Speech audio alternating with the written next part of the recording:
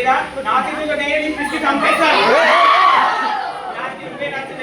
మంచి యాక్టర్ నరేష్ లా.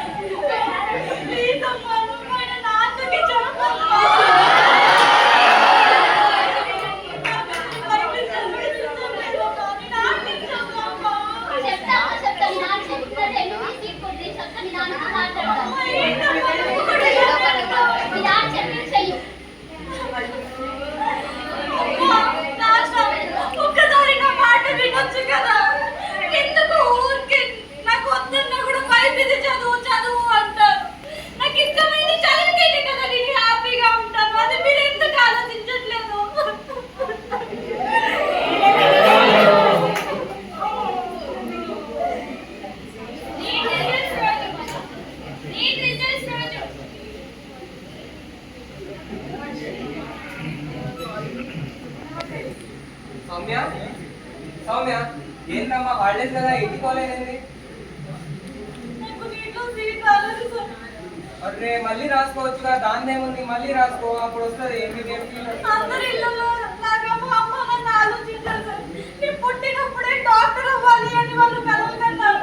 ఇప్పుడు నాకు తెలిస్తే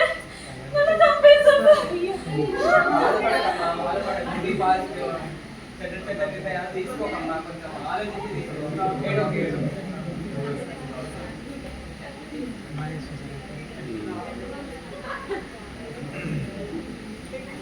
టెన్షన్ అయిన దండగా ఏజీబీసీ ఉంటా. ఇప్పటికే నువ్వు నాతో మాట్లాడట్లేదు. ఇప్పుడు నాకు తెలిస్తే నీకు ఎలా చూపించాలి నాన్న? నన్ను క్షమించు. ఇలాంటి నిర్ణయం తీసుకుంటా నేను అనుకోలేదు. ఇంటర్లో మంచి చదవాలి, ఎంసెట్ లో ర్యాంక్ కొట్టాలి.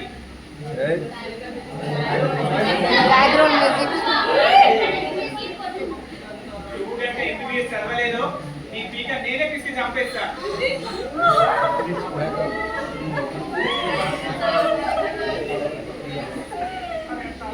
సౌమ్య పేరెంట్స్ వచ్చారమ్మా. సౌమ్య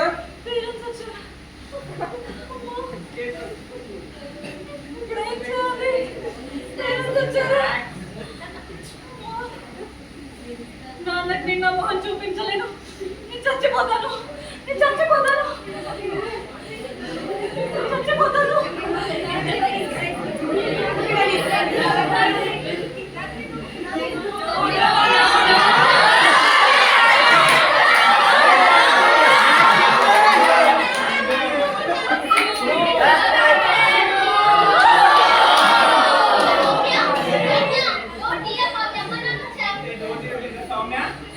సౌమ్య సౌమ్య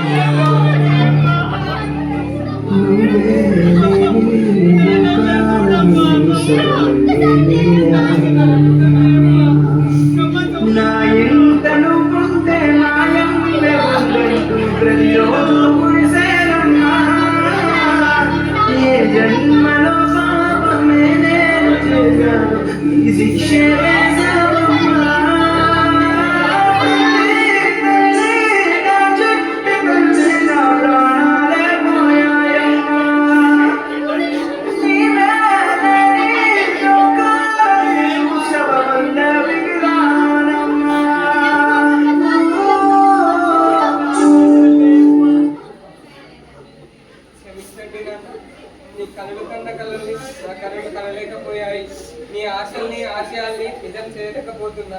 అందుకే మీకు నా ముఖం చూపించలేక చనిపోతున్నాను నాన్న.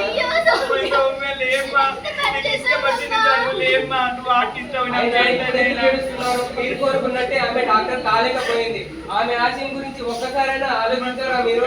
ఎంతసేపు పక్కింటి అమ్మాయి డాక్టర్ అయిందని, పక్కింటి నువ్వేం అమ్మాయి చదువుతావు? ఇంజనీర్ అయిందని ఆమె పైన ఒత్తిడి పెట్టారు.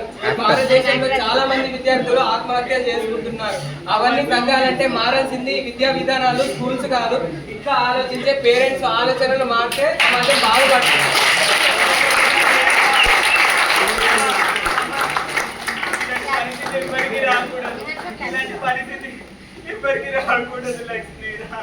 చూడయ్యా చెప్తే ఇట్లేదు కన్న తల్లి నేనైతే తన మనసు అర్థం చేసుకొని చెప్పాల్సి ఉండే.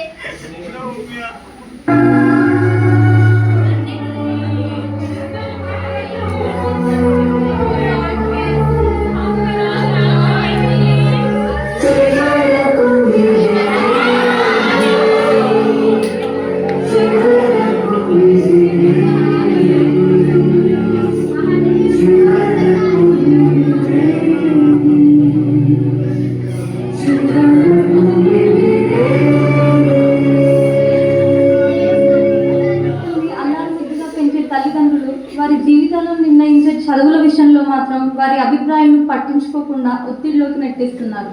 ఆ ఒత్తిడి భరించలేక ఎవరితో చెప్పుకోలేక పిల్లలు శవాలుగా మారుతున్నారు. తల్లిదండ్రులు కళ్ళు తెరవండి, పిల్లలను కాపాడుకోండి. అలాగే ఈ తరం యువత అమ్మ కొట్టిందనో, నాన్న తిట్టాడనో, ఎగ్జామ్స్లో మార్క్స్ రాలేదనో ఇలా చిన్న చిన్న విషయాలకి పెద్ద పెద్ద నిర్ణయాలు తీసుకుంటున్నారు. ఒక్క క్షణం ఆలోచించండి. ఆ తర్వాత జరిగే అనాథాలను గ్రహించండి. మనం ఏదైనా చెడు నిర్ణయం తీసుకునే ముందు మన కోసమే బ్రతుకుతున్న మన తల్లిదండ్రులను గుర్తు చేసుకోండి.